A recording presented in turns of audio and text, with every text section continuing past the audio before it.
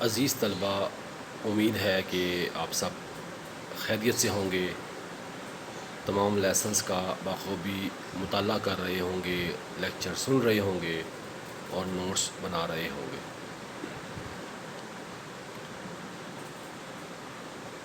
گزشتہ 2 دنوں میں ہم نے زر کا چیپٹر شروع کیا اور اس میں ہم نے دیکھا کہ سب سے پہلے کہ بارٹر سسٹم کیا ہوتا ہے اور اس کی مشکلات کیا ہوتی ہیں۔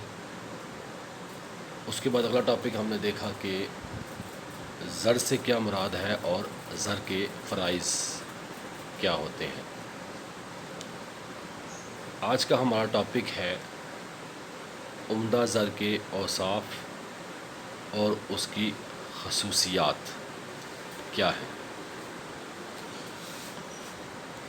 سب سے پہلے عمدہ زر وہ زر کہلاتا ہے کہ جس کو ہم کوئی بھی شخص بلا روک ٹوک استعمال کر سکے، اس کے عوض اشیاء و خدمات کو خرید سکے، کوئی بھی شخص اس کو قبول کرنے سے گریز نہ کرے، ہیلے بہانے نہ کرے، تو اسے ہم عمدہ زر کہیں گے۔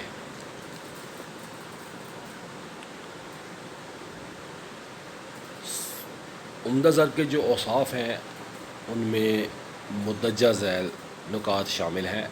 نمبر 1، قبولیت عامہ۔ نمبر 2، پائیداری۔ نمبر 3، انتقال پذیری۔ نمبر 4، شناخت پذیری۔ نمبر 5، تشکیل پذیری۔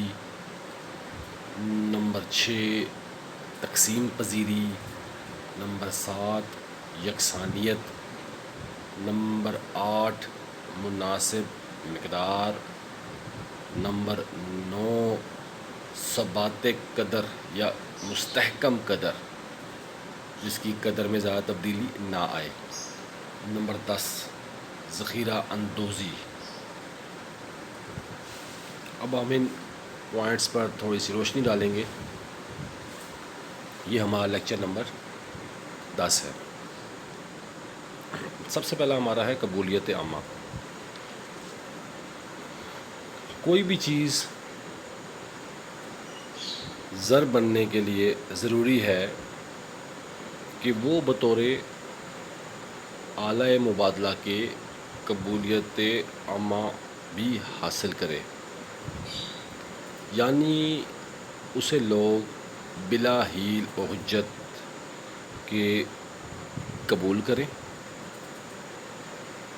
اور اس کے عوض ہر قسم کی اشیاء و خدمات دینے کو تیار ہوں۔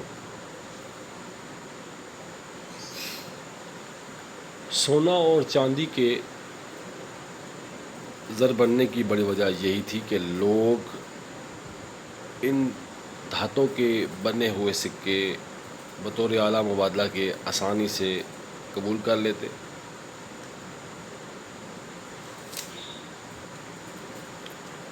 آج کل کے دور میں تمام تر زر مرکزی بینک اور حکومت کا جاری کردہ ہوتا ہے اور لوگ اسے اپنی روزمرہ ضروریات، کاروباری ضروریات اور دیگر کاموں کے لیے فوراً قبول کر لیتے ہیں۔ نمبر 2 ہے ہمارے پاس پائیداری۔ عمدہ زر ہونے کے لیے یہ بھی ضروری ہے کہ وہ پائیدار ہو، یعنی وہ گلنے سڑنے والی شے نہ ہو اور اسے ہم اپنے پاس محفوظ رکھ سکیں۔ جو بھی شے زر کے طور پر استعمال ہو، اگر اس میں پائیداری ہے تو پھر اسے لوگ لین دین میں آسانی سے قبول کر لیں گے۔ اس کے بعد نمبر 3 ہمارے پاس ہے انتقال پذیری۔ عمدہ زر کا یہ بھی ایک औसाफ है कि उसे हम आसानी से एक जगह से दूसरी जगह मुंतकिल कर सकें, उसे लाने और ले जाने में किसी किस्म की मुश्किल, परेशानी और दिक्कत ना हो। यानी उम्दा ज़र के लिए ज़रूरी है कि उसका हुजम कम हो और उसकी मालियत ज़्यादा हो, क्योंकि अगर ज़र का हुजम ज़्यादा होगा तो उसे हम आसानी से एक जगह से दूसरी जगह लेकर नहीं जा सकेंगे और इस तरह ये उम्दा ज़र नहीं बन सकता। आज के दौर में अज़ीज़ तलबा, आप जानते हैं credit card, ATM card, mail transfers वगैरह ये सारे जदीद तरीके हैं और ये सारे ज़र के ही ज़िम्रे में आते हैं। इसके बाद नंबर 4 पर हमारे पास है शनाख्त पजीरी।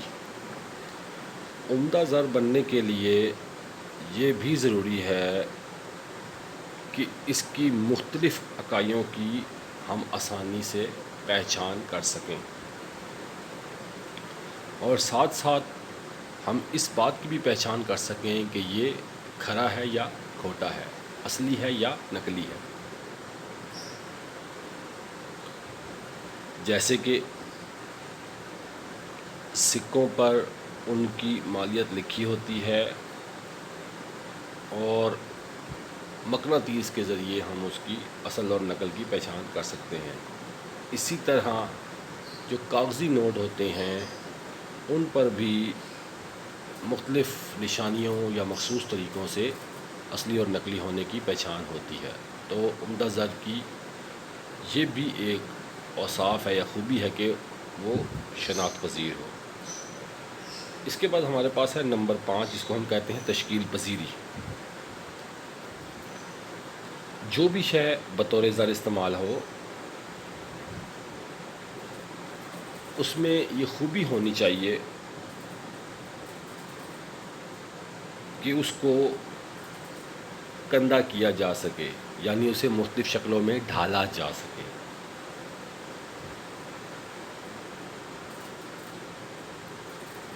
कोई भी धात आसानी से तश्कील पज़ीरी का काम ना दे सके तो उसका ज़र बनना मुश्किल हो जाता है। लिहाजा हुकूमत ज़र के तौर पर इस्तेमाल होने वाली धात पर अपना नाम, मालियत, सने अजरा वगैरह लिख देती है।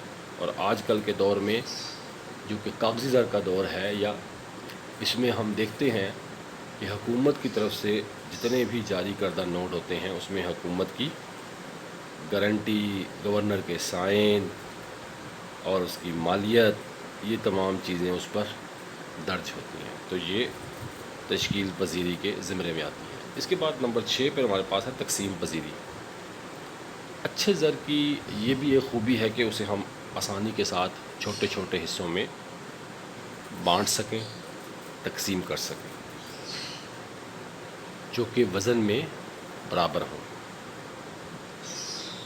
और उसकी कदर और कीमत में कोई फ़र्क ना हो। मिसाल के तौर पर अगर हमारे पास 1000 रुपये का एक नोट है तो हम उसे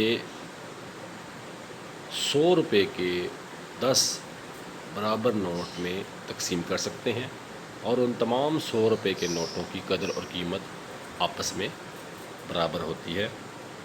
इसे हम कहते हैं तकसीम पज़ीरी। इसके बाद अगला पॉइंट हमारे पास है जी यकसानियत। अच्छे ज़र के लिए ज़रूरी है कि इसकी मुख्तलिफ़ इकाइयों में फ़र्क ना हो। मिसाल के तौर पर अगर 1000 का नोट और दूसरे 1000 का नोट देखा जाए तो वो दोनों यकसा हैं। इसी तरह अगर एक 100 रुपये का नोट और दूसरे 100 रुपये का नोट अगर हम लें तो वो भी यकसा होंगे, एक जैसे होंगे। इनकी इकाइयों में कोई फ़र्क नहीं होगा और वो मालियत के एतबार से एक जैसे होंगे। इसे हम कहते हैं यकसानियत। इसके बाद हमारे पास नंबर 8 پوائنٹ ہے مناسب مقدار۔ زر کے طور پر استعمال ہونے والی شے کی مقدار بھی مناسب ہونی چاہیے، نہ تو اس کی کمی ہونی چاہیے کیونکہ اس سے اس کی قدر بہت زیادہ بڑھ جاتی ہے، اور نہ ہی اس کی زیادتی ہونی چاہیے کیونکہ اس کی وجہ سے اس کی قدر میں کمی آ جاتی ہے، لہٰذا زر کو مناسب مقدار میں ہونا چاہیے۔ اس کے بعد ہمارے پاس ہے ثبات قدر۔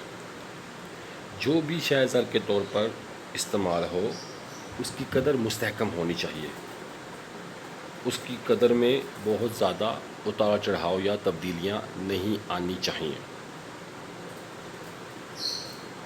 تاکہ لوگ آسانی سے اسے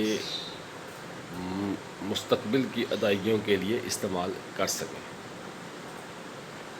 اگر کسی شے کی بھی یا کسی بھی چیز کی قدر مستحکم نہ ہو تو وہ زر کے طور پر استعمال نہیں کی جا سکتی۔ اور عزیز طلبہ، لاسٹ ہمارا ٹاپ پوائنٹ ہے وہ ہے ذخیرہ اندوزی۔ اچھے زر کی یہ بھی خصوصیت ہے کہ وہ گلنے سڑنے والی نہ ہو،